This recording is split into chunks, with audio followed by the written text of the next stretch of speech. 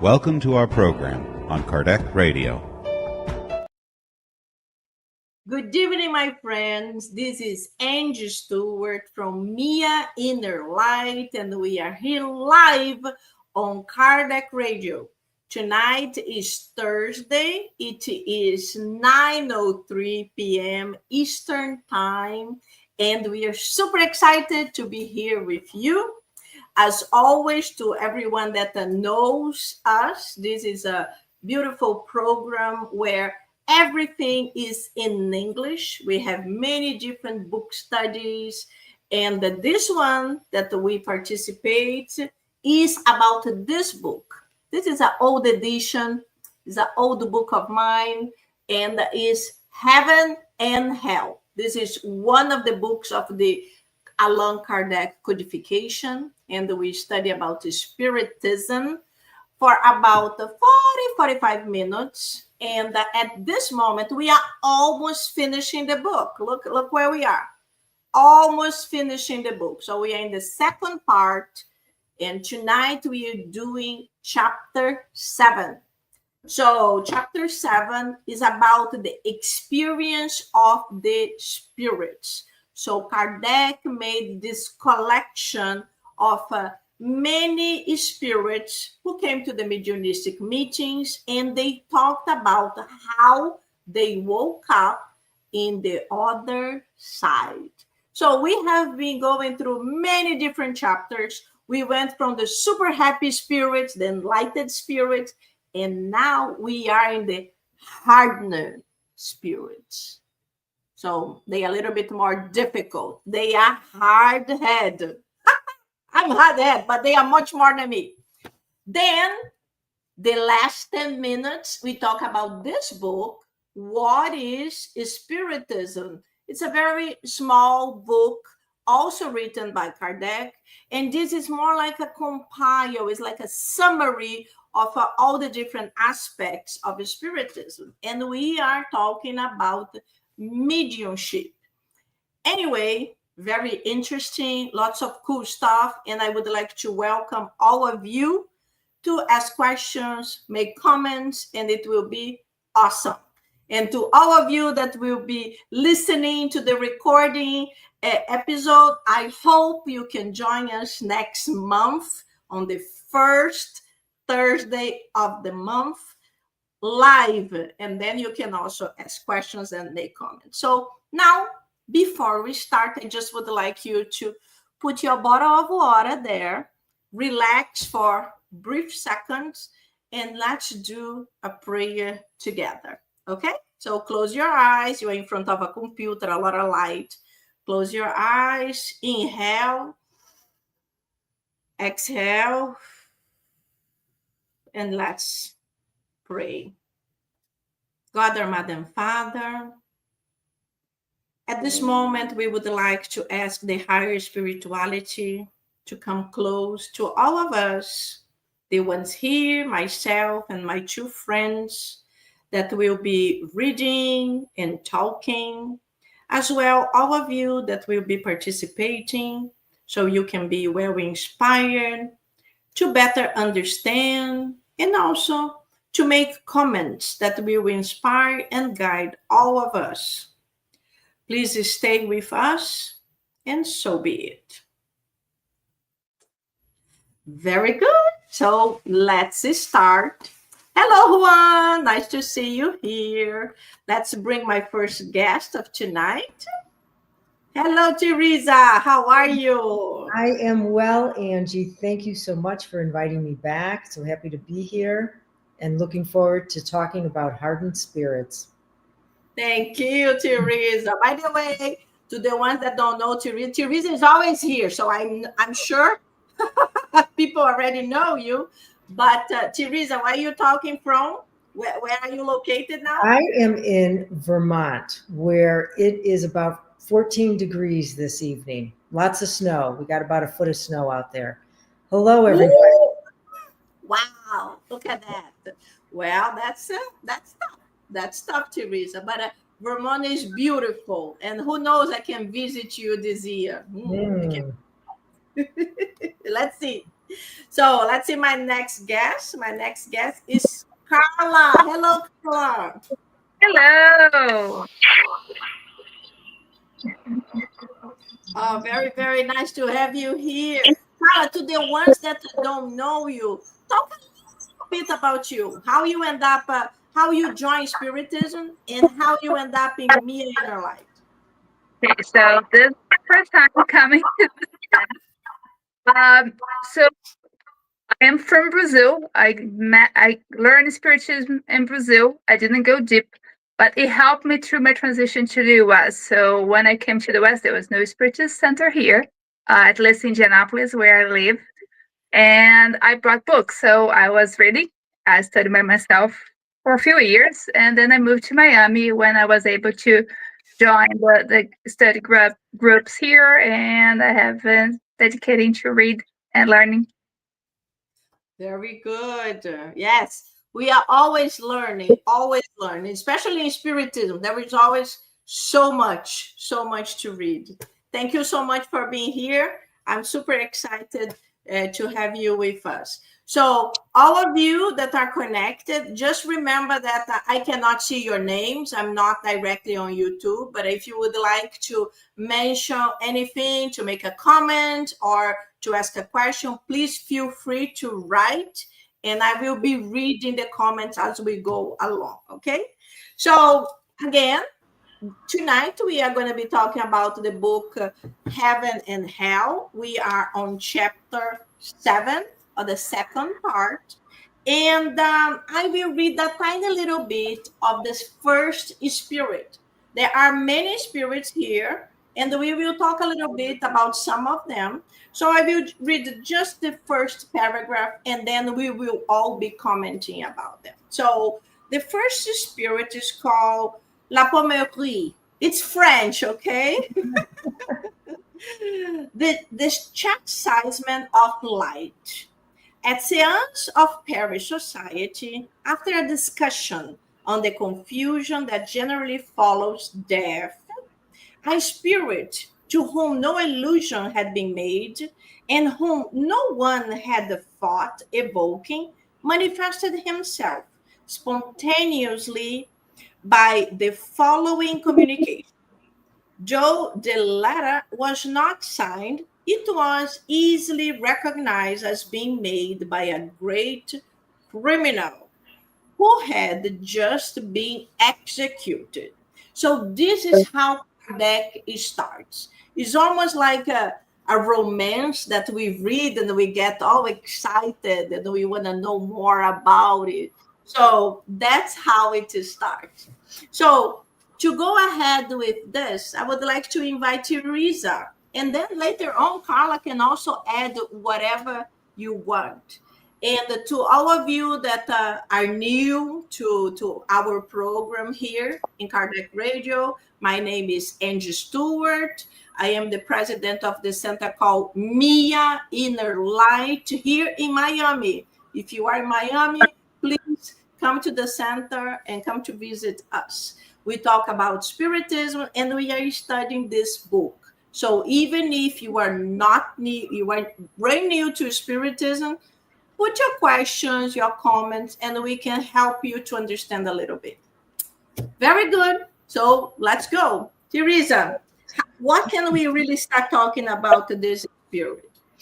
Well, La Pommerie, excuse my French, it's very interesting. He is somewhat of, let's say, unusual in the sense that, first of all, he's not confused. And just like you alluded to, Angy, many times after we discarnate or during the discarnation process, we enter a stage of confusion. So like some of the other spirits that Kardec talked to earlier in the book, you know, they're confused. He's asking them questions and they're like fragmented. They can't put their thoughts together. It's not the case with this gentleman. And just like you said, he did not escape justice, human justice, because he was executed. I'm not saying that's correct, but he was sentenced, so to speak, on earth for his crimes. They don't tell us what he did. They allude to possibly murder of family members, but they don't go into detail about his crimes. But what we do know is that he's lucid. So he is very much aware of himself, and to the point that he even is aware that he describes his spiritual body as being fluidic. And oftentimes spirits wake up on the other side. They think they're still incarnated because they feel very much their body. Of course, it's their spiritual body, but they're not able to distinguish between the two. So what's interesting about him is he's surrounded by all this light. Now, we usually think of these spirits when they're suffering and they're expiating because they've committed crimes. They are surrounded in darkness. They're have a lot of fear. They're suffering. They're in agony. We don't find this the case with this spirit. He talks about all this light. However, he is a hardened spirit, and they tell us why, because it has taken him a long time to get to repentance. So, and he's not what we would call evoked, which we don't do in Spiritism today. But at that time, Kardec, they were having seance meetings. And this spirit manifests. And why? Because he was brought by the spirits to the meeting so we could learn about his situation and bringing it into our own lives. So it's not about picking the spirit apart, but it's more for our learning. And so we can maybe identify and relate, or maybe not, but to better understand the whole process of discarnation and expiation. And so with this spirit, he's not suffering. He's not requesting assistance. And he has the lucidity, which is something we don't see. Other spirits are suffering. They're saying, please pray for me, help me. He's not doing this. In fact, he's blind. He refuses to recognize the truth about punishment and reward. He's just, very much into his own self-knowledge, self-sustaining, saying, I'm going to figure it out. I'm going to get away from this light. And why? Because this light is penetrating his essence, and he knows this. And we can understand this as, the divine light, divine source of love. And what is it doing? It's shaking up his conscience. It's trying to get him to understand his crime and what is the cause. So what happens is this light is illuminating his thoughts, and he wants to escape it, right? He doesn't want to see what all these thoughts that he has. He wants to get away from them. And what's happening is this light that's penetrating him, it's almost like it's opening a wound. And let's face it, when we have any little sore on our body, we're quite aware of it, especially an open, gaping wound. We're very aware of it. We're very conscious of it. We feel it. And so does the spirit. But we need to understand what the spirits are hoping that we will understand, that even this hardened spirit has the opportunity for inner transformation and progress, because through this, awakening of his conscience and getting him to, see himself, see his pride that is behind him, because he is an intelligent spirit, but his intelligence is connected to materialism. It's connected to the earth, and therefore it's holding back his progress. So through this, he will come to feel remorse, which we know is the first stage toward regeneration. He will also experience humility, which his pride is blocking him from experiencing. And we can see through this process of this light being, shined down on him, that nothing is imposed, but through his will, he will come to recognize his faults, and he will decide to turn for the good. They also want us to understand the difference between divine justice and human justice, because we can see in this human justice, he's executed, and people who commit, a murder, they oftentimes are on death row and are always, they're going to be executed. Where divine justice considers many levels, the person's education level, their level of elevation, their level of progress, their intention. It considers many components. It doesn't just look like, oh, you stole this, then this is what's going to happen to you. That tends to be more of our human justice. And so I think what's important for us to understand, again, is this idea that he can progress. He's not doomed to hell, as the many churches have taught in the past. And I thought it was really beautiful. We hear so many times about gnashing of teeth. There will be gnashing of teeth. We hear this in the Bible. Kardec talks about it.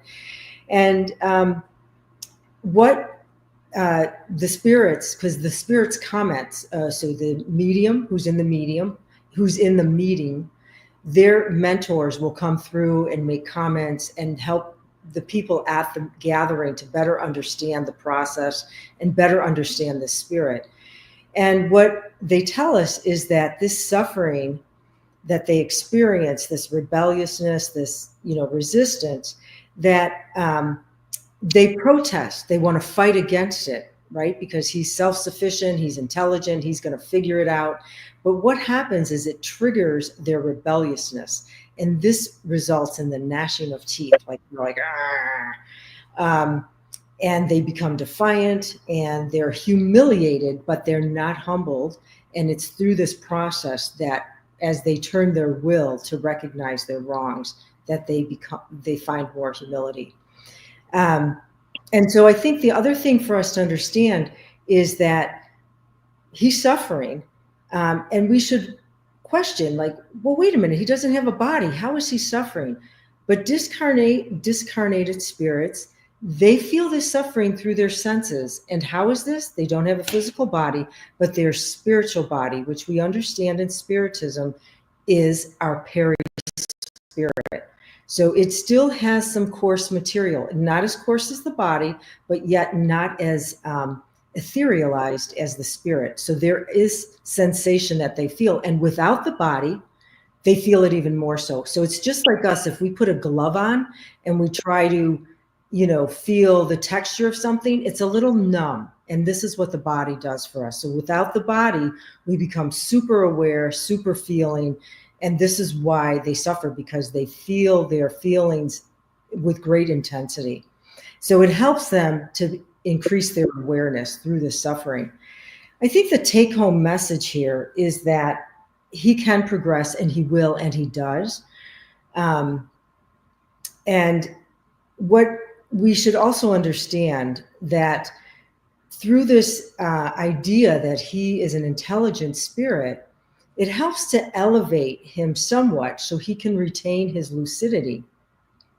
But because he lacks moral faculty, so he's not a loving spirit, he's not, seeing other people as his sisters and brothers, he's just all self-centered, selfishness.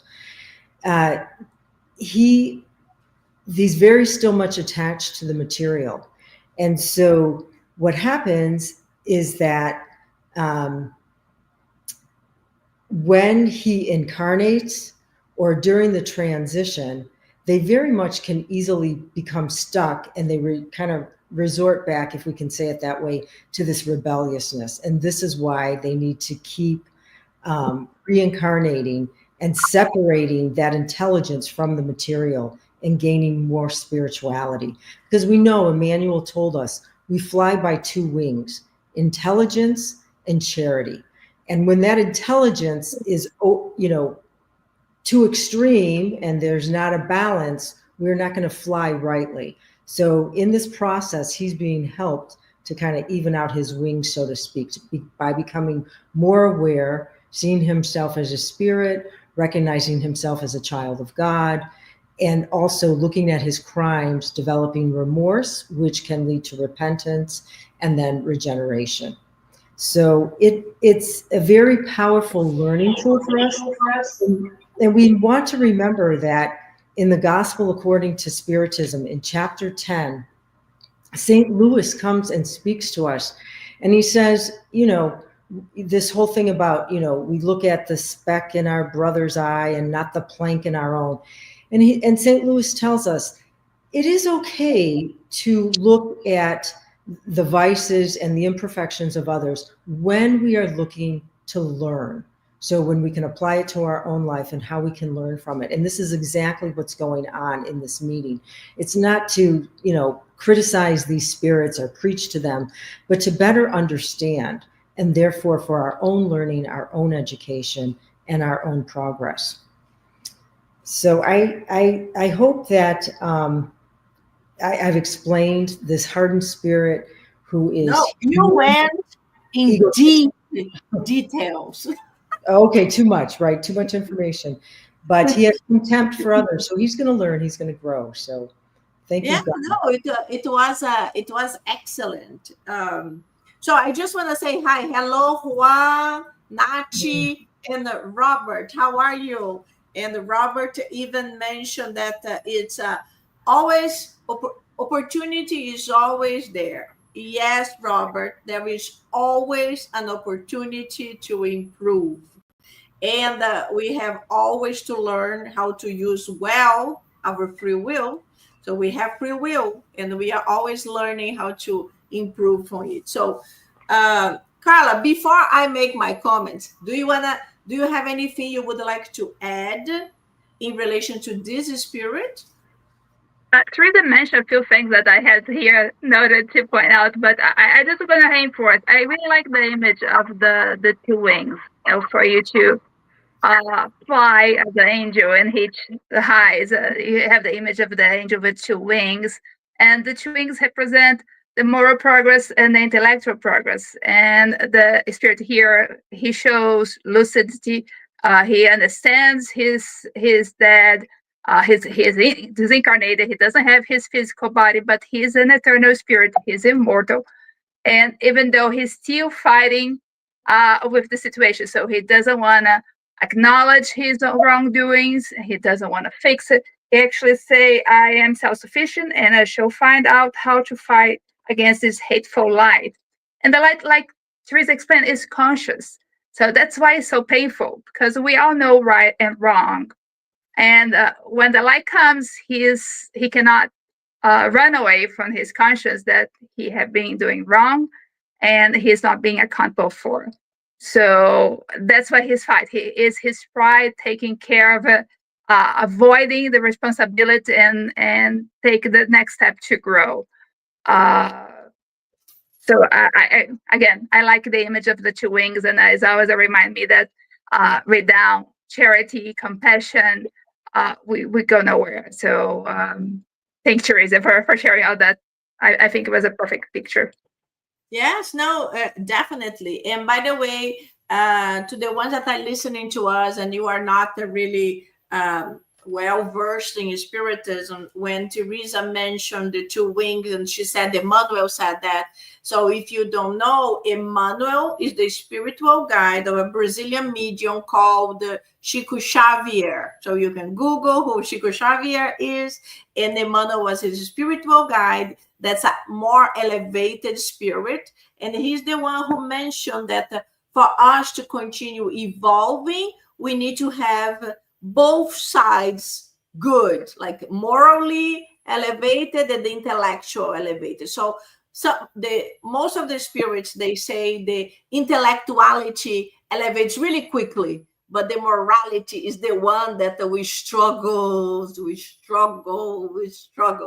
So when we are able to keep this both going up, then it is good. And another thing I want to comment, not just about this spirit, but about all the spirits. God knows so much better than all of us. God knows everything. And as we are all different, what is difficult for me might not be difficult for you, might not be difficult to Teresa or to Carla. And as Teresa was mentioning, most of the dark spirits, the evil spirits, or the not elevated spirits, or the we are talking about spirits, but please, we all know these were people who died, and now we refer to them as the spirits, but all the spirits were incarnated one day, and we are talking about the earthly spirits. So we are all different. So our waking up in the spiritual realm will be different. So if 100 people die altogether in our airplane crash, does not mean they will all wake up in the same place, in the same time, all together. No, because we are all different. Some people are more spiritually aware, like they are a little bit disconnected to the earthly things. They are more spiritual. They do yoga, meditation. They study spiritism. They study about life after death, reincarnation. So they have this concept in an easier way. Others, they might not even be aware of any of this, but they are very loving people. They are very charitable. They are always trying to help people. So they will receive help. But others, our brothers and sisters who are still in a spiritual difficulty, meaning when they lived on earth, they enjoy taking advantage of others, doing bad things. Like this one we just spoke, he probably committed murder. But God is so good that understood that for him, what would make him to start feeling remorse and the desire of improving would be the light, not the darkness, but the light. Like we think most of the bad spirit, they will be in the dark with gnashing of the teeth, afraid of something. This one, no. This one, he probably wouldn't feel anything. So they're like, okay, let's put a lot of light. Then this light is going to hurt him and he's going to be like, I want to get out of this situation. How do I get out? So this is the beauty of God. We are all different, and each one of us will have a awakening in a loving way. And yes, sometimes the darkness is needed, because we know that sometimes when our kids are difficult, we need to make them to understand.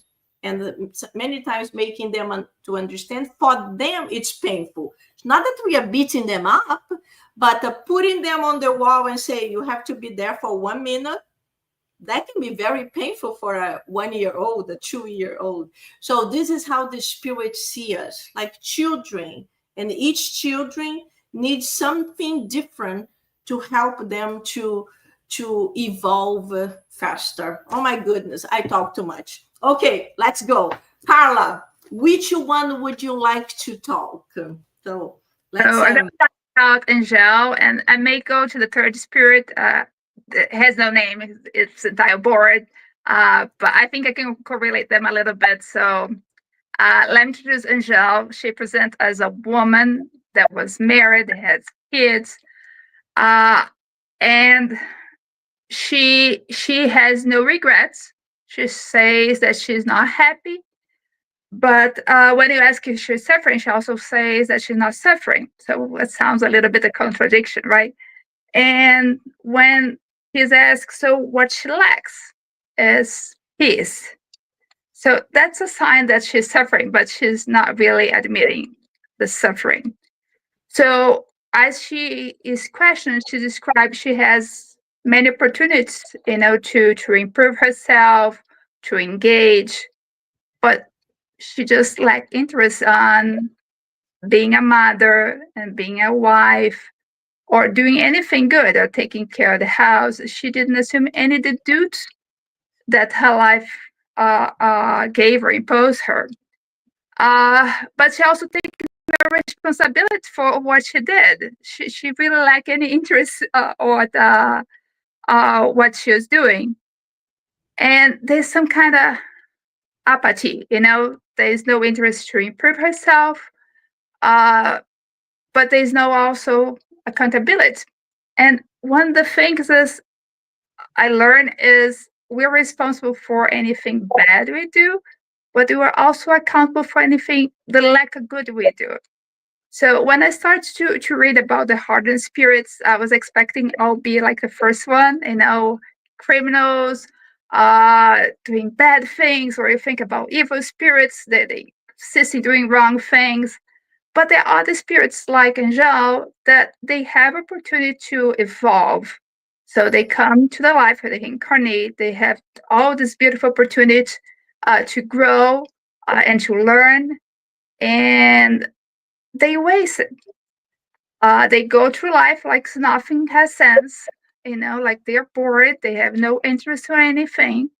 A lot of times they're just entertaining themselves and using the good things in life and not really giving or doing anything productive. One thing that the books say, I think the in the book is life requires work, and I gotta make a little comparison what we see nowadays, because the story of the spirit is many years ago, and I think I can make a parallel what we see today when I see people depressed, people isolated, and they complain, right? They don't have motivation to do anything. They don't feel engaged. And what says here in the book is exactly is work. So when you feel isolated, you feel no motivation.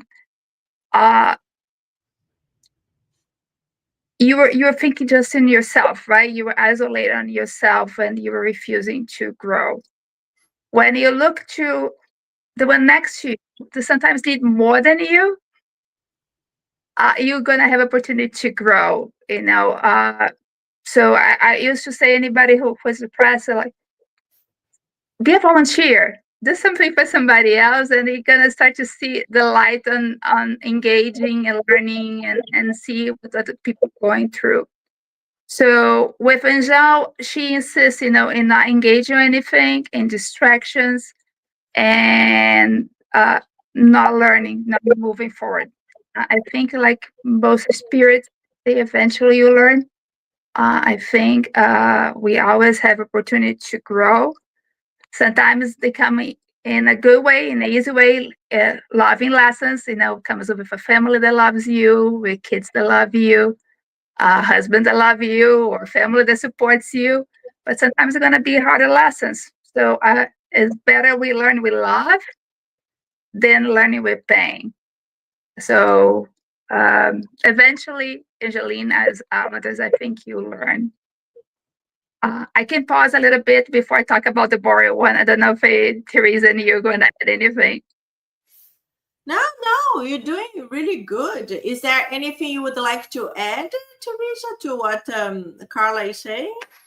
Um, I totally agree with you, Carla, and that's how we think about the hardened spirits. We always think that they are the very difficult ones, the very bad ones. But sometimes, as this mother is like, especially in that time, in the 1800s, in the 1800s, most women had to be home. They were fully dependent of their father, their parents, and later on of their brother or their husbands. So they had basically to leave to their home, to their family.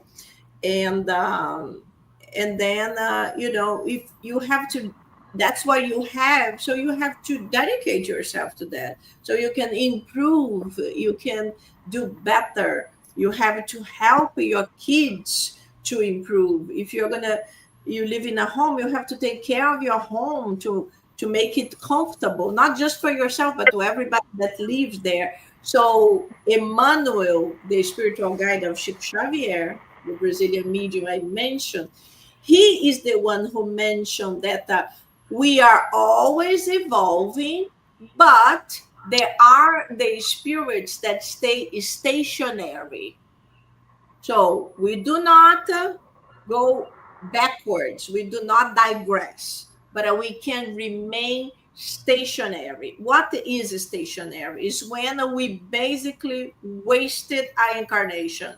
We didn't do any bad, but we didn't do any good. So we wasted all kinds of opportunities. And as you mentioned, sometimes pain comes in our life to wake us up, because we need to be shaken to do something different. And many times when pain comes, that's when we finally wake up to search for help, to search for something that can remove that pain.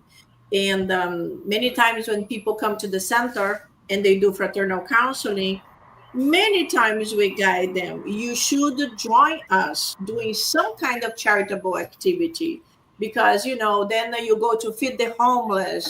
Then if you have opportunity to read for kids or to do something, and understand there are people that are struggling more than you, so it will help you to improve, forgetting about your pain momentarily, because you start looking at the pain of others, and this also helps a lot. So let me just read a comment from Juan here. So Juan said, regarding evocations, can any spirit be evoked? Are they compelled to show up? Well, Juan, this point, it's very different from the time of Kardec that we are reading right now, the 1800s, the middle of 1800s, from nowadays in 2025. In the time of Kardec, Spiritism did not exist. So Kardec was compiling it. He was creating the books, putting all the information together, especially this book here. This is a compilation of many mediumistic meetings that the people sent him messages, and some of his own center, some from other centers. So in that time, because they needed proof to understand what happened in the spiritual realm, yes, they could evoke spirits to come, to ask them to come, to tell them how is the other side. Nowadays, we don't do this anymore. Nowadays, it's like what Chico Xavier mentioned. The telephone rings there, here. They call us. We don't call them. We can even call, but they're not going to answer. They're not going to answer. But from there, here, it happens. In many spiritist centers, including in Mia, in Enlight, the spirits, they come and they tell us their problems, their pains, but we don't call them anymore because we don't need it. We don't need the proof that there is life after death. We already know it. In that time, they didn't. There is all kinds of different things they didn't understand. So that's basically a gigantic explanation. I'm trying to summarize a little bit. So let's go. Let's move on because our time flies. Any let's talk about it. Carla, anything else you want to say about the spirit? Specific? I just mentioned the other one, that so we don't skip that one, the boring one. It's a little different from Angel, but it's same way. It lacks interest on improve itself. It actually starts demanding prayers. And I always think it's important about talk about the power of prayers. So prayers definitely can be a relief for suffering spirits, but the attitude of coming and demanding prayers to feel better, it doesn't actually works like that, right?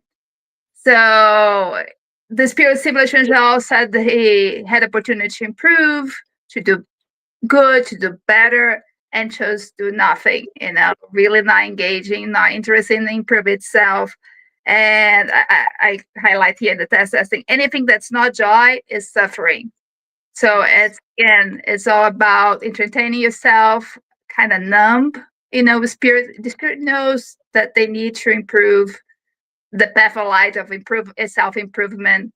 It's engaging on good, and distractions are just a way to numb the spirit, to avoid what they know they need to accomplish. So something you will see in our society too, a little comparison with Angel, we see how everybody want to just enjoy life, live life once, and try to disconnect with everything. And most of those people are not happy. They post beautiful pictures. They compare themselves to other people there, but the truth is they're not happy because happiness is not there. Happiness is for you to be real to yourself and to evolve somehow. So engage in something that's meaningful in relationships. They are meaningful. They'll help you evolve and grow. So that's a little bit of the reaction I have with the boring one. Similar, I think they fear evolving. That's a way to avoid the responsibility for itself, to improve themselves. And this one, I think they were forced to present. And you're talking about how the phone ring from there to here, now here to there. But like in Mia and in other places, the elevator, the enlightened spirits bring those spirits because it's an opportunity for them to understand what they're going through and talking about that, and the interaction with the medium. The vibrations are different, and they have opportunity to learn and to try to understand more what they're going through. So they just complemented what you're saying before. I think that was an example. Yes, very good. And what you mentioned about social media is something that, yes, we all talk about that, because nowadays we are all connected with video all the time on YouTube or Instagram or whatever, Facebook. And there's always videos of people in phenomenal places saying life is beautiful. And many times it's just a facade. People take pictures with this gorgeous places, and sometimes there are people that make fun of it. They create like fake backgrounds with like a other day I saw a guy create he took a bucket and he cut the bucket, and he put something moving, and he was in a sunglass doing like this, and it looked like he was by an airplane on a window, and he was like flying. And then when they put the camera back, no, it was a bucket. So it was fake, but it was like so funny. So I was laughing because, yeah, social media is all about appearance. And then people get like, oh my God, I look ugly, this and that. Or I need to post that I was in a phenomenal place because I want to be happy.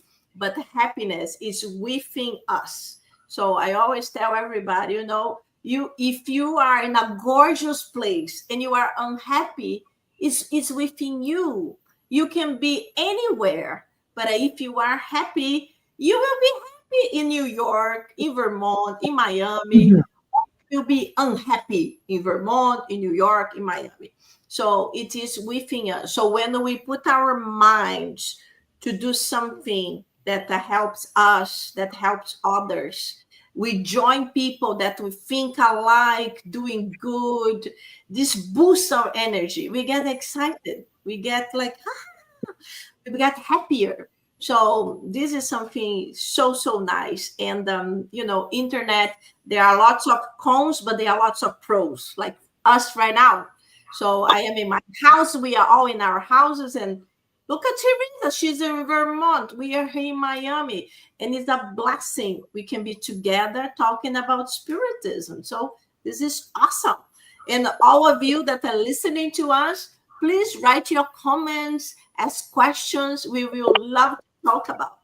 So Teresa, we have a few more minutes. Let's talk about a very hard lady. It was a very fancy lady that's very difficult. Yes.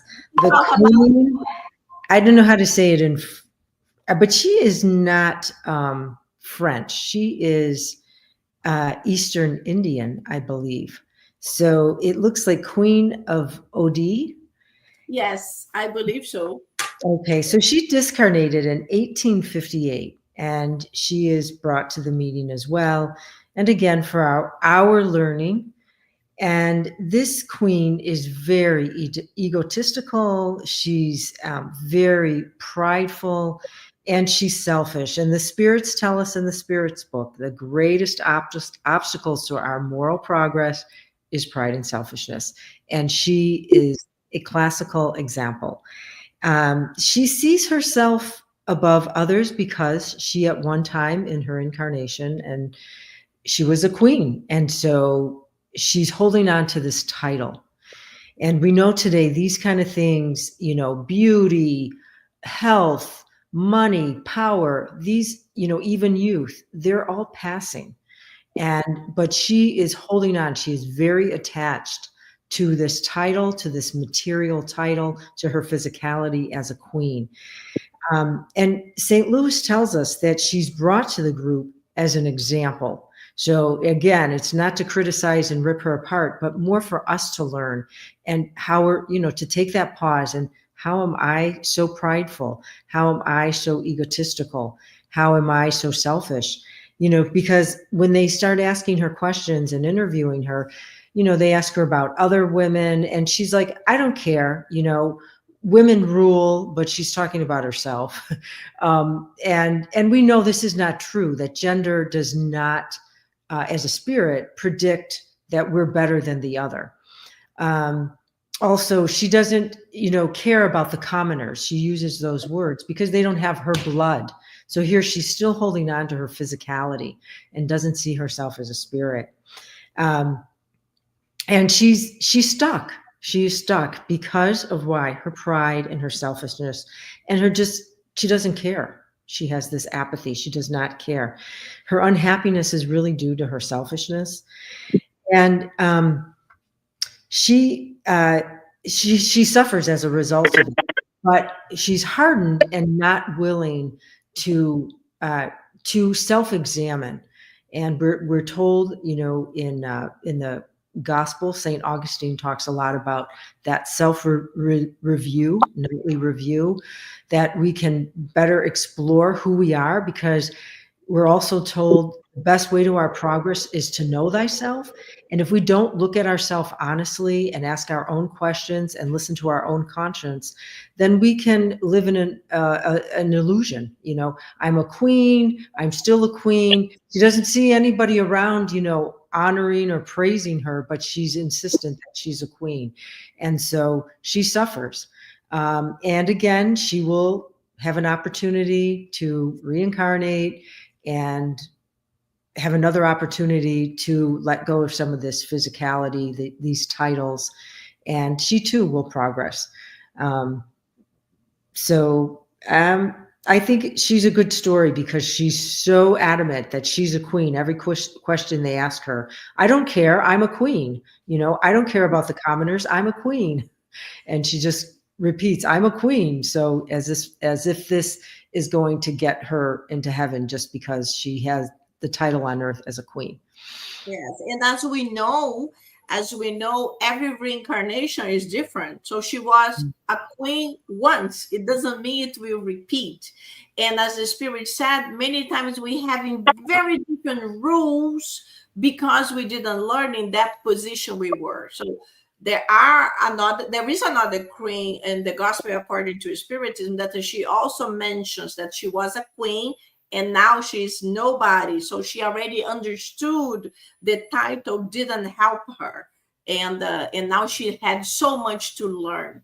But that one is a little bit better than this one. This one is still hardened in her head. So she might, in her future reincarnation, she might reincarnate as a very humble peasant because she really needs to learn and develop like a awareness that her title is nothing when she goes to the spiritual realm.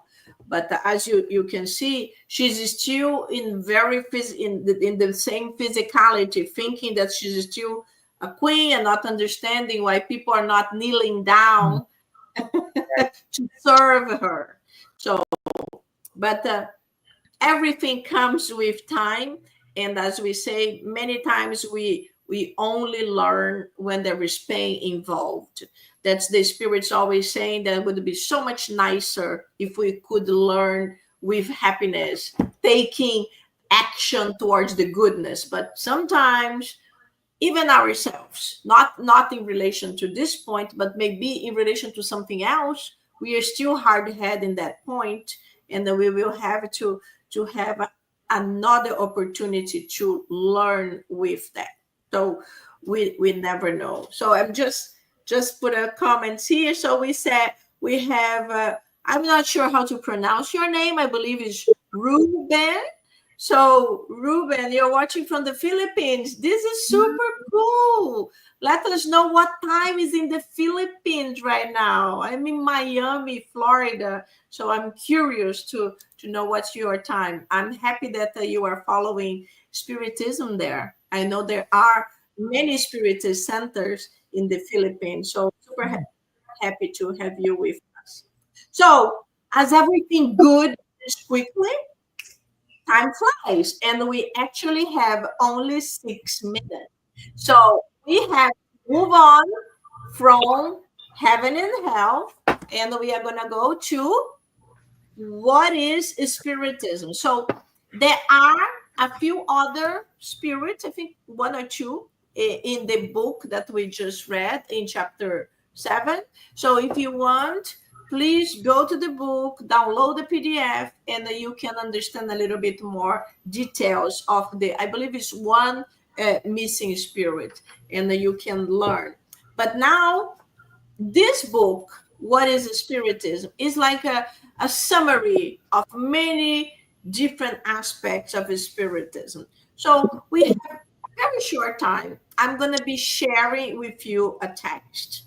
That's part of the chapter 2, item 79, and we are going to be talking about it. Oh, so Rue, you just mentioned it's 10:55 in the morning. Wow.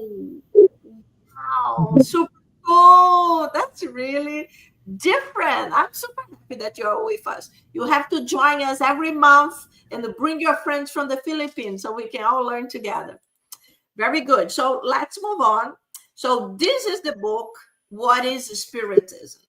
And I would like to ask Carla. Carla, could you read for us 79 and 80, please? Just the yellow part. Okay. The mediumistic faculty is connected with the organism. It is independent of the medium's moral qualities and may be found in the most unworthy as well as in the most worthy individuals. Good spirits communicate voluntarily to varying degrees through this or that medium according to their affinity with the medium's own spirit. What comprises the characteristics of a medium is not to become playthings of a frivolous and deceitful spirits. Okay, so this is very, very basic. We are talking about characteristic of mediums. So mediums, to the ones that don't know very well Spiritism, mediums are the people who have the capacity to interact with a spirit, discarnated people.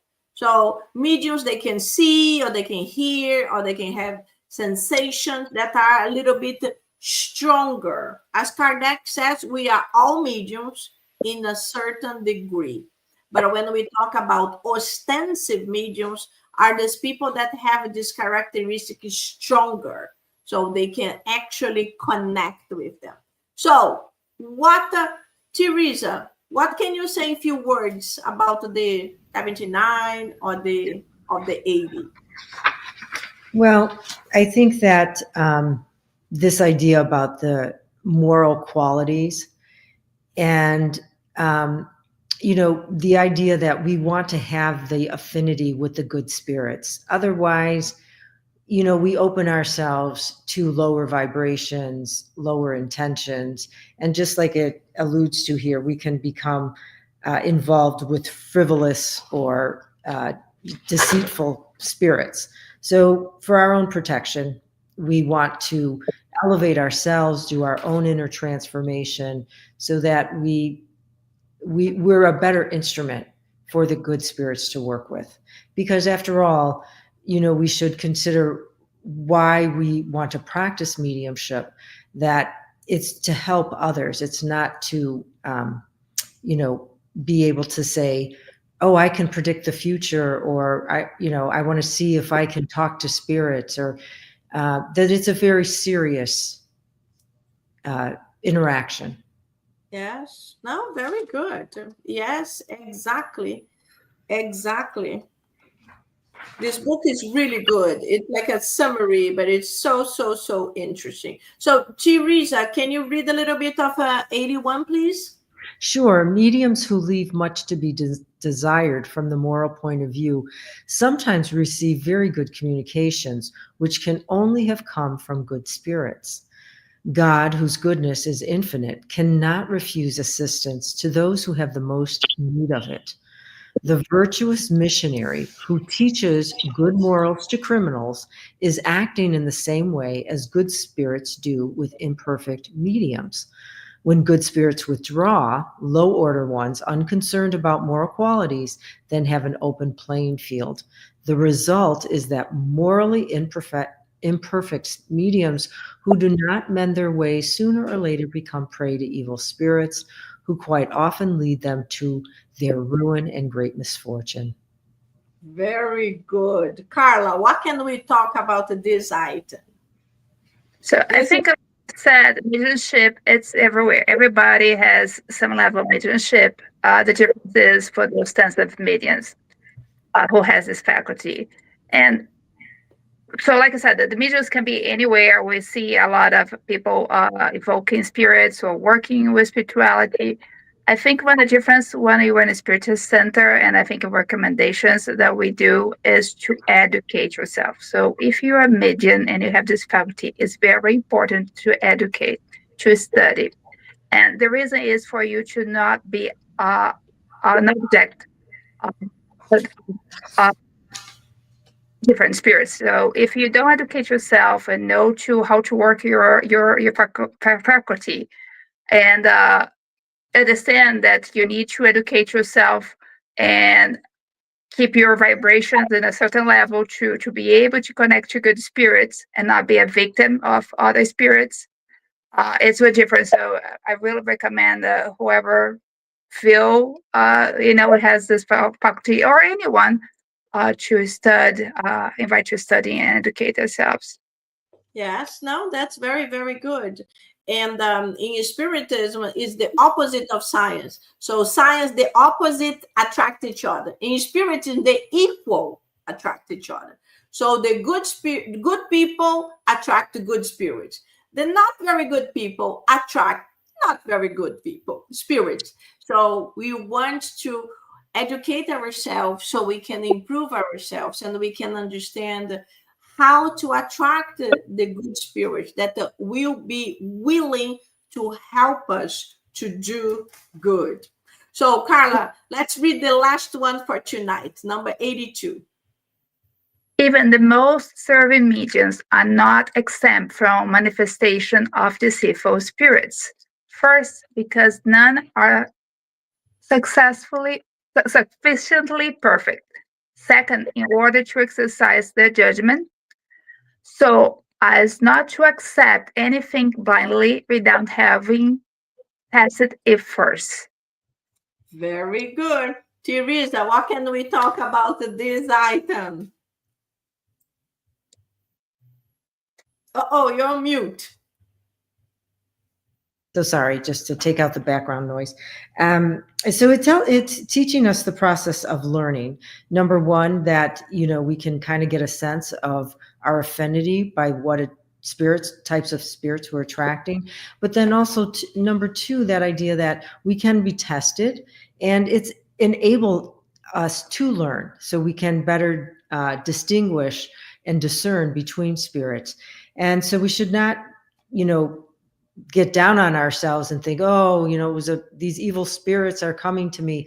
But better to recognize, identify, and then what can I do with my own inner transformation to boost myself so that I'm attracting a higher order type spirit. Exactly. And when we talk about the mediumistic meetings, for the ones that participate in your Spiritist Center, for example, it's very important for us not to really pay attention in the name of the spirit, or if it was a written message or a talked message. It is important to understand the message. Was a good message? That's good. Mhm. Pay attention if it was like a Mary. Sometimes the spirits give these powerful names, but what is important is really what was the content of the message. So if the content is good, it is good. And as you said, it's very important for us to pay attention and to understand that we have to connect with what is good. And if the spirit is saying, oh, you are very special, you're very intelligent, you are the best person in the planet, be careful. That's right. Because we all are here to learn. And, we might be nice, but we're not perfect. We have so much to learn. So we are always learning, and we are always learning together. And I'm always learning with all of you. I thank you so much to my beautiful guests, Teresa and Carla. Thank you to all of you that participated with us. Hello, Yvonne, how are you doing? Long time we don't talk. So Yvonne said that I'm glad to have the opportunity to join you all tonight. Thank you, Yvonne. Nice to see you online here with us. So our time ended because everything is fun, ends up quickly.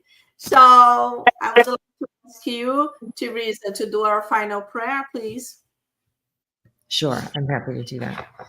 Okay, so as we started, let's take a couple breaths to settle the body, open our minds, open our hearts, and bring ourselves to the presence of our divine creator, first cause of all things. With hearts full of gratitude, we thank you for this opportunity, this blessing to come together, to learn, to share, to better understand ourselves and better navigate this world we live in. And we also are thankful to understand ourselves as mediums and to recognize the beauty in this faculty and also its importance as instruments in doing good and serving our brothers and sisters. And with this, we ask with your blessing to close this study session, and so be it. So be it. Okay. Awesome. Thank you so much, my friends. It was awesome to have you here.